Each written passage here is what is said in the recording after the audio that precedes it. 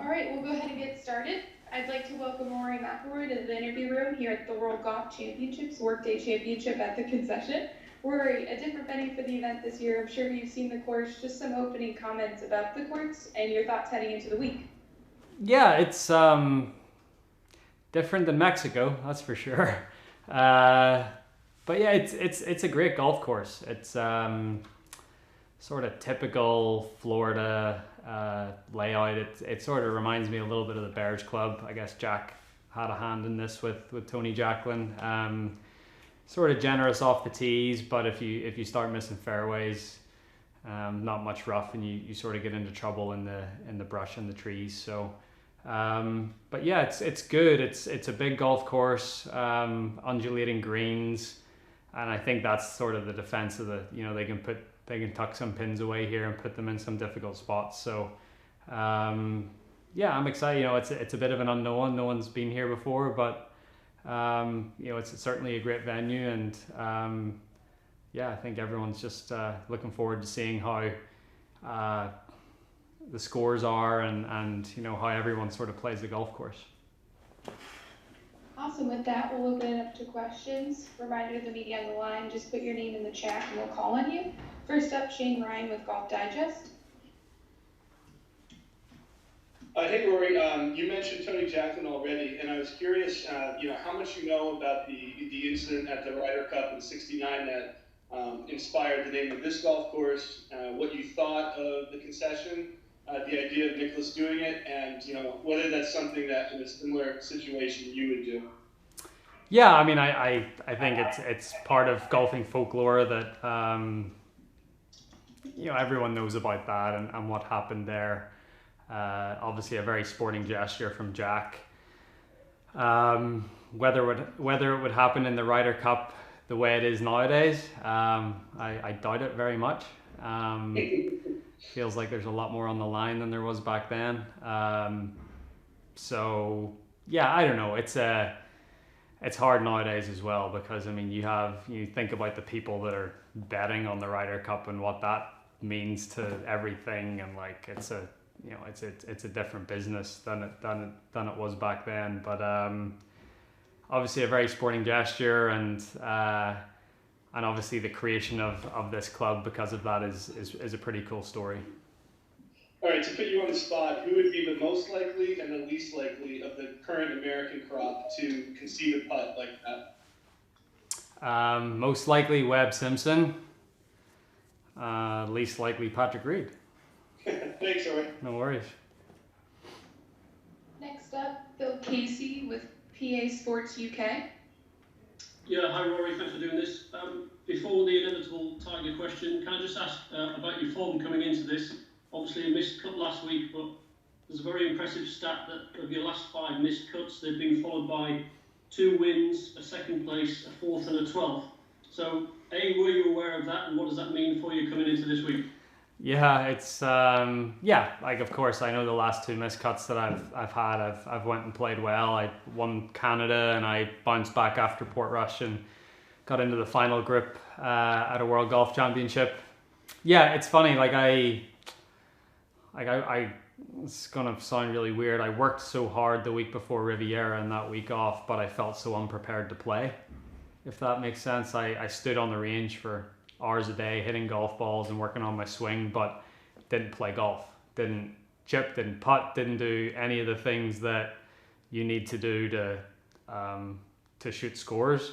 So even though I worked hard and worked on some stuff, I don't know. I feel like it's sort of like clockwork. I have these weeks where I want to work on some things and fix some things, and I try to cram everything in the space of a week, when it's probably something that should take 2 or 3 months to iron out. So it was just one of those weeks where I went to Riviera after feeling like I worked hard, but was completely unprepared because I had sort of neglected all other aspects of the game. And just to follow up on, that obviously we've all seen the terrible news about Tiger, but also the good news that it's not life-threatening, he's had the operation, etc. Yeah. Of all people, is he the one person who can come back from this, do you think? I mean, he's not Superman.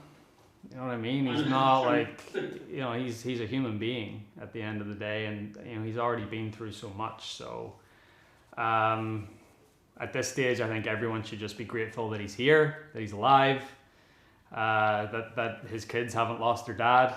That's the most important thing. Golf is so far from the equation right now. It's not even on the map at this point. Absolutely, thank you. Next question, Ryan Lackner with golfchannel.com. Hey, Rory. I know you guys are used to distractions and compartmentalizing. But does it make it any more difficult to play a golf tournament when there's this massive global news story that's swirling around? I don't think so. I mean, it's like it.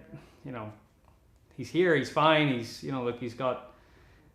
He's got some pretty bad injuries, but he's going to be okay. You know, it's not as if, I was looking at some of the coverage yesterday and they were talking as if he was gone. It's like, it's not, he was in a car crash. It was really bad. He's very fortunate to be here, which is great. But I mean, that's the extent of it. So no, I of course it's, we're all going to play a golf tournament and see no different. It's obviously going to take a bunch of attention away from this golf tournament, but that's nothing to do with us. That doesn't fall on us, and we don't really feel that when we're playing anyway. And just a real quick follow-up. I know it's less than 6 hours since you probably found out the news. Has there been any talk among the players about kind of how to pay tribute to Tiger, or that you got that? But again, like, I guess it's like you say, pay tribute to him. He's not gone. I don't see, like, he's been in a very bad accident. We're very lucky that he's still here. I feel like we should pay tribute to him every day for being on the PGA Tour and what he's done for golf. Thanks, Rick. Next up, Bill Pennington with the New York Times. Yes, Rory. It's obvious that Tiger's not going to be out here for a while. You've seen both sides of this. Can you talk about how the tour is different when it's known that Tiger won't be playing for a while? It's awesome. It's always great when he plays at a tournament or is out here, because it gives that tournament an extra dimension that it usually doesn't. Like, I think we were all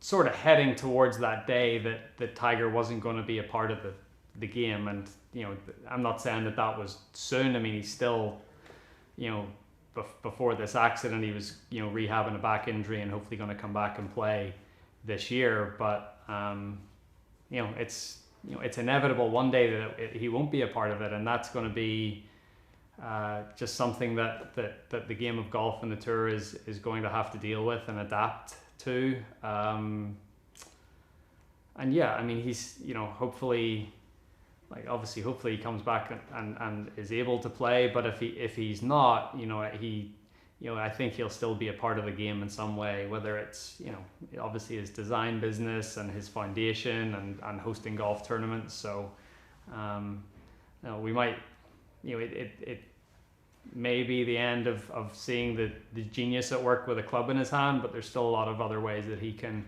affect the game in a great way. Thanks. Last couple questions here, Rory. Next up, Adam Schuback with Golf Week. Hi, Rory. Would you please share a story of a time when Tiger's mental strength really impressed you, or something along the lines of his previous comebacks that really impressed you? Yeah, I mean, like I had lunch with Tiger in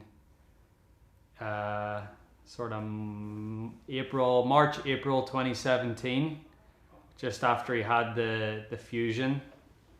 And then to work his way all the, from hardly being able to walk to stand to being able to get his game back into shape to, he won the Masters 2 years later in 2019. I mean, I don't think people, to this day, people don't realize. A few of us out here do. JT, Ricky, Dustin, myself, the guys that are in Florida that have gotten a little bit closer with him. The struggle and the things he had to deal with to get to that point to win Augusta in 2019. I don't want to take anything away from what Ben Hogan did after his car crash or any of the other comebacks that athletes have had in other sports, but right now I can't think of any greater comeback in sports than the one that, the journey that he made from that launch we had in 2017 to winning the Masters a couple of years later. And then what's your strongest recollection of the walk-on 18 at the Tour Championship? I mean, it was like a stampede. I was just trying to run in front of the crowd because obviously I knew all the security guards were going to go to one guy and he was wearing red and I wasn't. And so I was just trying to get out of the way. Thank you. Last two here, Rory. Brian Ladner with GolfChannel.com. Roy, I just had a quick golf question. You had some pretty good finishes to start the year. I'm just kind of curious what you were working on so intensely leading into Red. Yeah, just sort of the same stuff I'd been sort of struggling with the last few weeks. Club gets behind me on the way back, goes up, gets across the line, and then starts to, the club goes behind. You want the club to get back down in front of you on the way down, and it just got too much this way. Club gets in steep, and then I hit pulls or hit these sort of spinny cuts, which isn't like me. If anything, I'm usually the other way, and the club shallows too much, and I get stuck. So it's a different pattern for me, and a different pattern to try to work with, and tease back into the right positions, and it's just sort of a work in progress. It's sort of it just doesn't.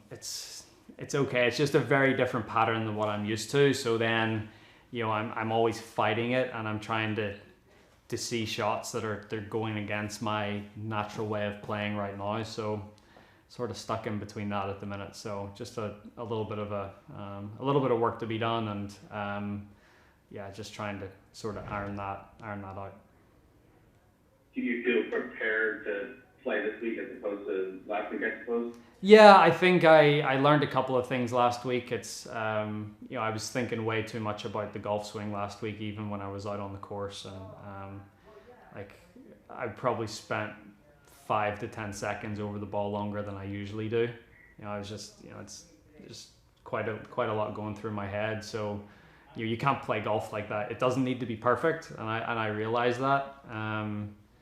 But you just want your bad shots, your bad swings to not be destructive. And over the past few weeks, those bad swings have just been a little too destructive and put me in some bad positions. So I need to play with more freedom, and I need to be able to swing away. So it's sort of like do the work on the range, and just trust that the more work you do, the more that it's just going to naturally find its way in there. Thank you. Last question here No worries. with Doug Ferguson with the Associated Press. Rory, now the Tiger question is way off topic here. And I think, Rory, you're putting the career behind and the questions you were asked and on your mind, etc. Can you try to compare that to what it must have been like for Tiger 20 years ago to have a once-in-a-lifetime chance at doing what he did at the Masters? In other words, you don't win the Masters in 15, but you still got to keep coming back and trying until you get it done. Yeah. What it must have been like for 7 months of what you would think would be a once-in-a-lifetime shot. Yeah. I guess the only thing I can compare it to is other athletes getting prepared for an Olympics that happens every 4 years, and it could be their one-time shot. So I mean, you're gonna put everything into it to know that you haven't left anything out there, I guess. So that's the sort of only thing that I can maybe compare it to. Okay, thank you. Thanks, Rory, for the time. Thank you. Good luck this week. Thank you.